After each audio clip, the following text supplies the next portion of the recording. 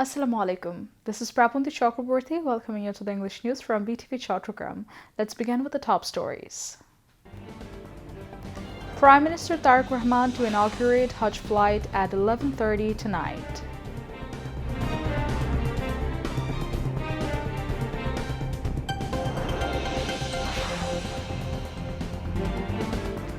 Efforts underway to stock sufficient fuel for June, having full capacity for April and May, informed State Minister for Energy.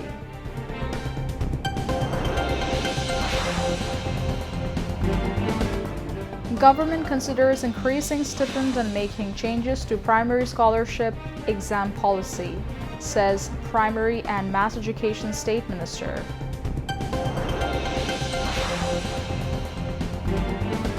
Israel accused of violating ceasefire in Lebanon less than an hour of coming into effect.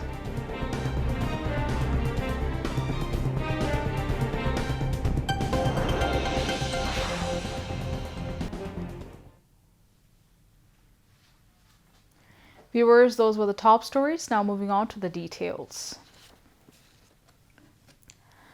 Prime Minister Tariq Rahman will formally inaugurate this year's Hajj flights tonight. The Ministry of Civil Aviation and Tourism informed that the Prime Minister will formally open the Hajj flight operations at 11:30 p.m.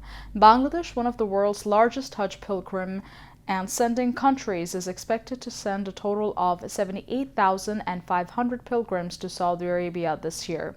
Of them, 4,565 pilgrims will perform Hajj under government management, while 73,935 will travel through private agencies.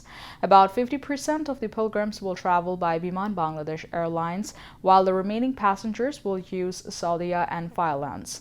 Meanwhile, Religious Affairs Ministry in a press release added that this year the inaugural Hajj flight from Bangladesh will depart at 12:20 a.m. on April 18th, carrying 419 pilgrims from Hazrat Shah Jalal International Airport to King Abdulaziz International Airport in Jeddah, Saudi Arabia.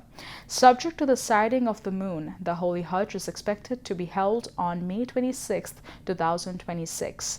Return flights will begin on May 30th after the completion of Hajj rituals and will continue until July 1st.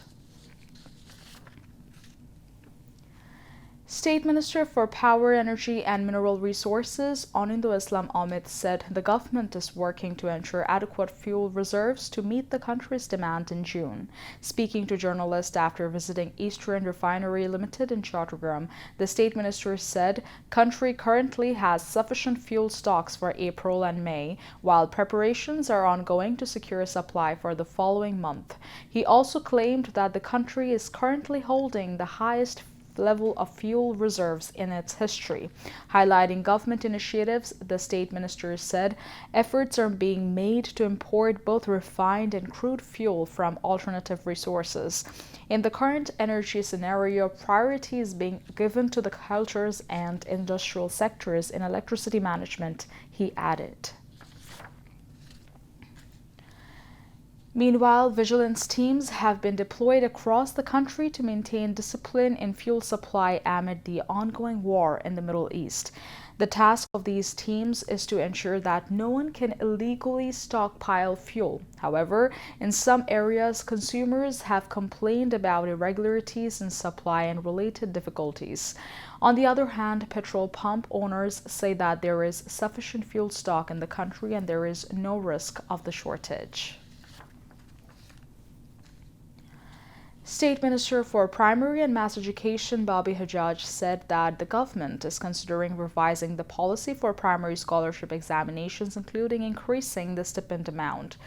He made the remarks today while speaking to journalists during a visit to a scholarship examination center at Badshah Faisal Institute in the capital's Mohammadpur area. The State Minister mentioned that the examination has been reintroduced to encourage students.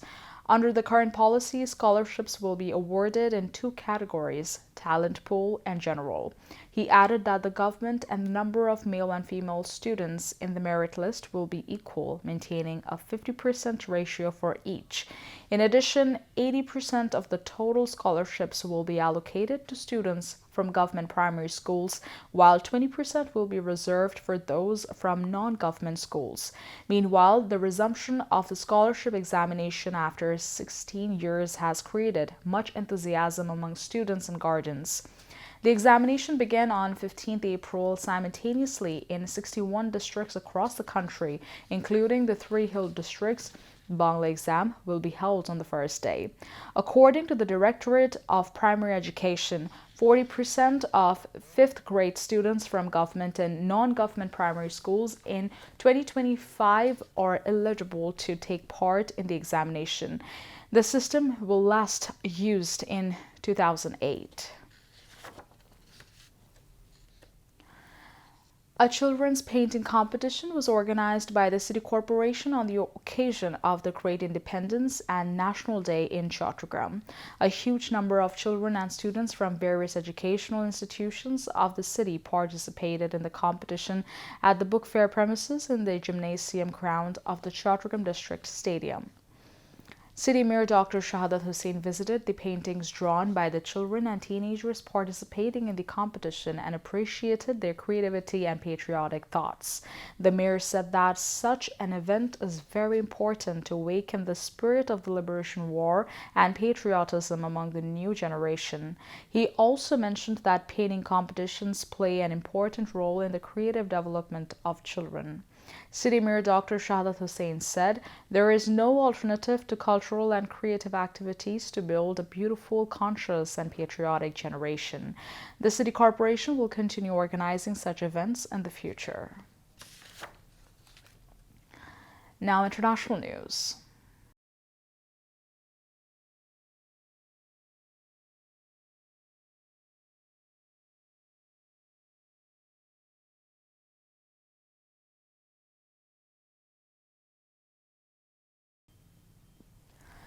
Celebrations in Lebanon, where a 10-day ceasefire has been announced to allow for negotiations between Israeli and Lebanon officials, the U.S. State Department said.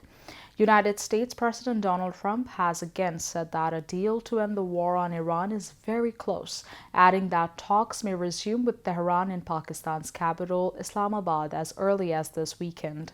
Iran's foreign ministry has welcomed news of the ceasefire in Lebanon, according to Iranian state media, framing the truce as part of a broader agreement with the U.S. to pause the regional conflict. A Hezbollah official tells Al Jazeera that the group will approach the ceasefire with caution and vigilance. Israeli forces pounded southern Lebanon in the hours leading up to the implementation of the ceasefire on Thursday night, killing 3 people in a village in the Sidon district and 8 people in the Zahrani area, according to Lebanon's national news agency. Russia launched more than 700 drones and missiles at Ukraine in multiple waves overnight, killing at least 18 people in what local officials said was the deadliest attack in months. Officials said 9 people had been killed in the southern port city of Odessa, 5 in the central city of Dnipro, and 4, including a child, in the capital Kiev. In Russia, 2 people, including a child, were killed in a Ukrainian drone attack in the southern Raater region, Moscow said. This comes after a brief ceasefire took place over Orthodox Easter last weekend, though both sides accused one another of hundreds of violations. Russia launched a full-scale invasion of Ukraine in February 2022. Images posted online by eyewitnesses show bright orange fires and huge flumes of black smoke in central areas of the city. In one video, a drone was filmed slamming straight into the side of an apartment block. Digital Dubai has launched the AI Workforce Transformation Program AI Plus, a major initiative aimed at training 50,000 Dubai government employees in artificial intelligence. The program is being delivered in collaboration with the Dubai Government Human Resources Department and the Dubai Center for Artificial Intelligence under the umbrella of the Dubai Future Foundation. It is designed to equip government employees with the skills needed to adopt and apply AI technologies across public services and institutional processes. Hamad Ubaid Al-Mansouri, Director General of Digital Dubai, said the initiative reflects a shift in how government employees engage with technology. He added that the program supports the development of a more advanced, intelligence-driven government model aligned with the Dubai Economic Agenda D33. Abdullah bin Zayed Al Falasi, Director General of the Dubai Government Human Resources Department, said the initiative places a strong focus on developing future-ready talent.